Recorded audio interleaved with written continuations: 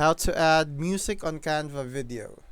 I'm going to tell you how to add music on Canva video. First, open your video project in Canva. On the left sidebar, click on Elements and then search for audio or go to the Audio tab if available.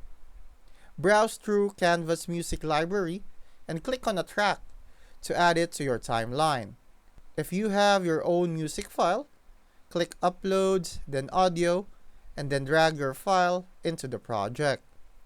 Once the music is added, adjust its placement by dragging it along the timeline. You can also trim the audio by clicking on it and adjusting the edges.